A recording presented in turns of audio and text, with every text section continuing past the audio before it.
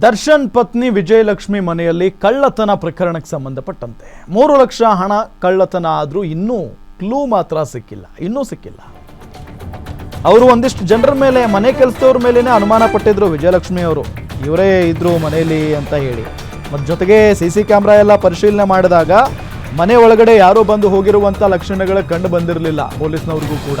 ಆ ರೀತಿಯಾದಂಥ ಸಾಕ್ಷ್ಯಾಧಾರ ಸಿಗಲಿಲ್ಲ. ಕೇವಲ ಮನೆಯಲ್ಲಿ ಒಂದು 3-4 ಜನ ಅಥವಾ 5 ಜನ ಏನೋ ಕೆಲಸಕ್ಕಿದ್ರಂತೆ, ಅವರು ಮಾತ್ರ ಅಲ್ಲಿ ಓಡಾಡಿರುವಂಥ ದೃಶ್ಯಗಳಿತ್ತು. ಮತ್ತು ಹೊರಗಡೆಯಿಂದ ಯಾರೂ ಕೂಡ ಬಂದಿರಲಿಲ್ಲ. ಸೊ ಈ ಎಲ್ಲ ವಿಚಾರವನ್ನು ಗಮನದಲ್ಲಿಟ್ಕೊಂಡು ಪೊಲೀಸ್ನವರು ಅವ್ರನ್ನೇ ವಿಚಾರಣೆಗೆ ಒಳಪಡಿಸಿದ್ರು. ಇಷ್ಟು ದಿನಗಳಾದರೂ ಕೂಡ ಒಂದು ಕ್ಲೂ ಸಿಗ್ತಾ ಇಲ್ವಲ್ಲ, ಇದು ಅಚ್ಚರಿಗೆ ಕಾರಣ ಆಗಿರೋದು. ವಿಜಯಲಕ್ಷ್ಮಿ ಅಪಾರ್ಟ್ಮೆಂಟ್ನಲ್ಲಿ ಇಲ್ಲದಿದ್ದಾಗ ಕಳ್ಳತನ ಆಗಿರೋದಾ ಅಥವಾ ಇದ್ದಾಗ ಕಳ್ಳತನ ಆಗಿರೋದಾ, ಬಹಳಷ್ಟು ಒಂದಿಷ್ಟು ಪ್ರಶ್ನೆಗಳು ಇದ್ದೇ ಇದ್ದಾವೆ. CCTV ಪರಿಶೀಲನೆ ಆಯಿತು, ಕೆಲಸಗಾರರ ಹೇಳಿಕೆ ದಾಖಲಾಯಿತು, ಆದರೂ ಕೂಡ ಕಳ್ಳರು ಸಿಕ್ಕಿಲ್ವಲ್ಲ. ಪೊಲೀಸರಿಗೆ ಗೊಂದಲ ಮೂಡಿಸಿದ ಹಣ ಕಳ್ಳತನ ಕೇಸ್. ನಿಜವಾಗ್ಲೂ ಕಳ್ಳತನ ಆಗಿದೆಯಾ ಇಲ್ವಾ ಅಂತ ಪತ್ತೆಗೆ ಚಿಂತನೆಯನ್ನ ಮಾಡ್ತಾ ಇದ್ದಾರೆ. CK ಅಚ್ಚುಕಟ್ಟು ಠಾಣೆ ಪೊಲೀಸರು ವಿಜಯಲಕ್ಷ್ಮಿ ಅವರಿಗೆ ನೋಟಿಸ್ ಕೊಟ್ಟಿದ್ದಾರೆ. ಹಣ ಎಲ್ಲಿಂದ ತಂದಿದ್ದೀರಾ ಅಂತ ಮಾಹಿತಿ ನೀಡೋದಕ್ಕೆ ನೋಟಿಸ್ ಅನ್ನ ಕೊಟ್ಟಿರೋದು. ಹಣ ಬ್ಯಾಂಕ್ನಿಂದ ತಂದಿದ್ರೆ ಅದರ ದಾಖಲೆ ಒದಗಿಸಲು ಸೂಚನೆಯನ್ನ ಕೂಡ ಕೊಟ್ಟಿದ್ದಾರೆ. ಒಂದು ಲೆಕ್ಕದಲ್ಲಿ ಹೆಂಗಾಗಿರುತ್ತೆ ಅಂತ ಅಂದ್ರೆ, ಈಗ ಅವ್ರು ಕಂಪ್ಲೇಂಟ್ ಕೊಟ್ಟಿದ್ದಾರೆ.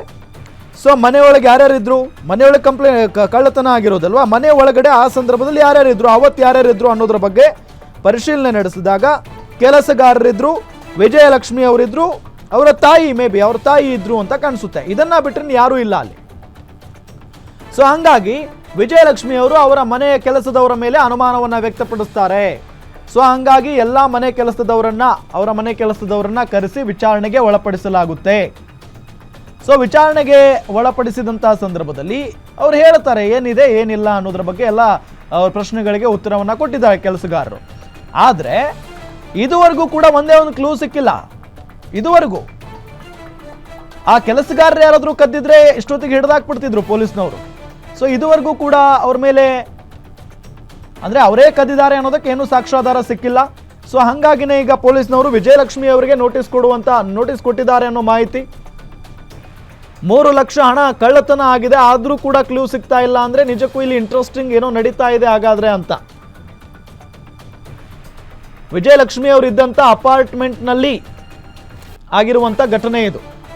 ಸೊ CCTV ಪರಿಶೀಲನೆ ಮಾಡ್ತಾರೆ, ಕೆಲಸಗಾರರ ಹೇಳಿಕೆಯನ್ನ ದಾಖಲು ಮಾಡ್ಕೊಳ್ತಾರೆ, ಆದ್ರೂ ಕೂಡ ಕಳ್ಳರು ಸಿಕ್ಕಿಲ್ಲ. ಪೊಲೀಸರಿಗೆ ಗೊಂದಲ ಮೂಡಿಸಿದೆ ಇದು ಹಣ ಕಳ್ಳತನ ಪ್ರಕರಣ.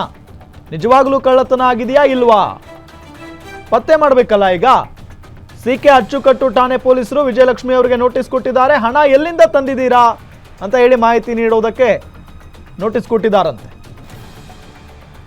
ಡೀಟೇಲ್ಸ್ ಕೊಡ್ತಾರೆ ನಮ್ಮ senior crime reporter Ajay Kumar ಸಂಪರ್ಕದಲ್ಲಿದ್ದಾರೆ. ಅಜಯ್, ಈ ಒಂದು ವಿಚಾರ ಬಹಳಷ್ಟು ಇಂಟ್ರೆಸ್ಟಿಂಗ್ ಆಗಿ ಸಾಗ್ತಾ ಇದೆ. ಬಿಕಾಸ್ ಕೆಲಸಗಾರರನ್ನು ಕೂಡ ವಿಜಯಲಕ್ಷ್ಮಿ ಅವರು ಅನುಮಾನ ಪಟ್ಟಂಗೆ ಕೆಲಸಗಾರರನ್ನು ಕೂಡ ವಿಚಾರಣೆಗೆ ಒಳಪಡಿಸಲಾಯಿತು, ಆದ್ರೂ ಸಣ್ಣ ಕ್ಲೂ ಕೂಡ ಸಿಕ್ಕಿಲ್ವಾ ಅಂತ. ಖಂಡಿತವಾಗ್ಲೂ ರಾಮ್, ಈ ಒಂದು ಪ್ರಕರಣ ಒಂದ್ ರೀತಿಯಾಗಿ ಮಿಸ್ಟ್ರಿ ಅಂತ ಹೇಳ್ಬೋದು. ಯಾಕಂದ್ರೆ ಯಾವುದೇ ರೀತಿಯಾದಂತ ಒಂದೇ ಒಂದು ಕ್ಲೂ ಅಥವಾ ಲೀಡ್ ಇಲ್ಲಿ ಪೊಲೀಸರು ಕೂಡ ಸಿಗ್ತಾ ಇಲ್ಲ.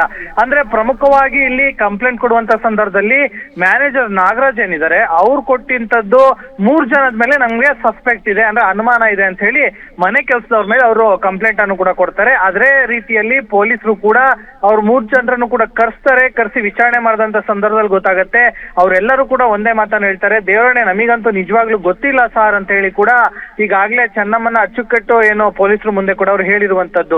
ಇದಾದ ನಂತರದಲ್ಲಿ ಏನು ಅವ್ರ ಕಂಪ್ಲೇಂಟ್ ಏನಿದ್ದಾರೆ ಅವ್ರನ್ನೂ ಕೂಡ ಈಗಾಗಲೇ ವಿಚಾರಣೆ ಮಾಡಿರುವಂತದ್ದು. ಮತ್ತೆ ವಿಜಯಲಕ್ಷ್ಮಿ ಅವರನ್ನು ಕೂಡ ಅಂದ್ರೆ ಠಾಣೆ ಕರೆಸಿ ವಿಚಾರಣೆ ಮಾಡಿಲ್ಲ, ಆದ್ರೆ ಅವರ ಕೆಲವೊಂದು ಮಾಹಿತಿಗಳನ್ನ ಅವರಿಂದ ತಗೊಂಡಿದ್ದಾರೆ. ವಿಜಯಲಕ್ಷ್ಮಿ ಅವರಿಂದ ಬಿಟ್ರೆ ಮತ್ತೆ ವಿಜಯಲಕ್ಷ್ಮಿ ಅವರ ತಾಯಿಯಿಂದನೂ ಕೂಡ ಈಗಾಗಲೇ ಮಾಹಿತಿಯನ್ನು ತಗೊಂಡಿದ್ದಾರೆ.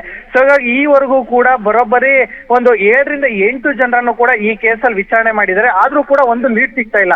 ಸೊ ಹೀಗಾಗಿ ಪ್ರಮುಖವಾಗಿ ಈಗ ಪೊಲೀಸರು ಮಾಡ್ಬೇಕಾದಂತ ಕೆಲಸ ಏನಂದ್ರೆ ದುಡ್ಡು ಇತ್ತ ಅನ್ನೋದ್ರ ಬಗ್ಗೆ ಕನ್ಫರ್ಮೇಶನ್ ತಗೋಬೇಕಾಗತ್ತೆ. ಸೊ ಹೀಗಾಗಿ ನೀವು ದುಡ್ಡು ಇಟ್ಟಿದ್ರಿ ಅನ್ನೋದಕ್ಕೆ ಏನ್ ಗ್ಯಾರಂಟಿ ಅಂತಾನು ಕೂಡ ಕೇಳಿದ್ದಾರೆ. ಸೊ ಹೀಗಾಗಿ ಆ ಒಂದು ವಿಚಾರವಾಗಿ ನೀವು ಈಗ ಒಂದು ಎಕ್ಸಾಂಪಲ್ ಹೇಳಿದ್ರೆ ಯಾರೇ ಕೂಡ ಹೋಗಿ ಬ್ಯಾಂಕ್ ಇಂದ ಅಮೌಂಟ್ ಬಿಡ್ಸ್ಕೊಂಬಂದ್ರೆ ಅದನ್ನ ತಂದು ಡ್ರಾಲ್ ಇಡ್ತಾರೆ. ಆದ್ರೆ ಬ್ಯಾಂಕ್ ಇಂದ ಬಿಡ್ಸ್ಕೊಂಬಂದಿರೋದಕ್ಕೂ ಕೂಡ ಒಂದು ಪ್ರೂಫ್ ಸಿಗುತ್ತೆ. ಯಾಕಂದ್ರೆ ಅದು ನಮ್ಮ ಅಕೌಂಟ್ ಅಲ್ಲಿ ಸ್ಟೇಟ್ಮೆಂಟ್ ಅಲ್ಲಿ ಕೂಡ ರೆಕಾರ್ಡ್ ಆಗಿರುತ್ತೆ, ಅದು ಪಾಸ್ಬುಕ್ ಅಲ್ಲಿ ಕೂಡ ಪ್ರಿಂಟ್ ಆಗಿರುತ್ತೆ. ಸೊ ಹೀಗಾಗಿ ಆ ಒಂದು ಪ್ರಿಂಟ್ ಅಥವಾ ಪಾಸ್ಬುಕ್ ವಿಚಾರವನ್ನ ಕೊಡಿ, ನಮಗೆ ಮಾಹಿತಿಯನ್ನ ಕೊಡಿ ಅಂತ ಹೇಳಿ ಈಗಾಗಲೇ ವಿಜಯಲಕ್ಷ್ಮಿ ಅವ್ರಿಗೂ ಸಹ ನೋಟಿಸ್ ಅನ್ನು ಕೂಡ ಕೊಟ್ಟಿದ್ದಾರೆ. ಇದರ ಜೊತೆಗೆ ವಿಜಯಲಕ್ಷ್ಮಿ ಅವರು ಕೂಡ ಈಗಾಗಲೇ ಪೊಲೀಸರು ಕೂಡ ಕೆಲವೊಂದು ಮಾಹಿತಿಯನ್ನು ಕೂಡ ಹಂಚ್ಕೊಂಡಿದ್ದಾರೆ.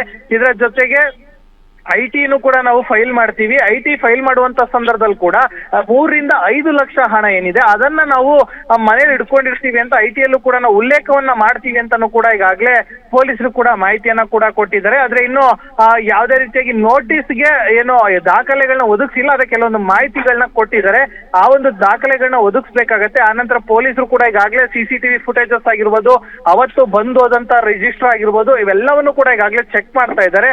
ಒಂದ್ ರೀತಿಯಾಗಿ ನಿಜಕ್ಕೂ ಯಾರು ಈ ಒಂದು ಹಣವನ್ನ ಕದ್ದಿದ್ದಾರೆ ಅನ್ನೋದು ನಿಜಕ್ಕೂ ಕೂಡ ಒಂದ್ ರೀತಿ ಕುತೂಹಲಕ್ಕೆ ಕೂಡ ಕಾರಣ ಆಗಿದೆ. ಮುಂದಿನ ದಿನಗಳಲ್ಲಿ ಪೊಲೀಸರ ತನಿಖೆ ನಂತರ ಇದೆಲ್ಲದಕ್ಕೂ ಕೂಡ ಅವರೇ ಉತ್ತರವನ್ನ ಕೊಡ್ಬೇಕಾಗತ್ತೆ ಅಂತಾನೆ ಹೇಳ್ಬೋದು ರಾಮ್.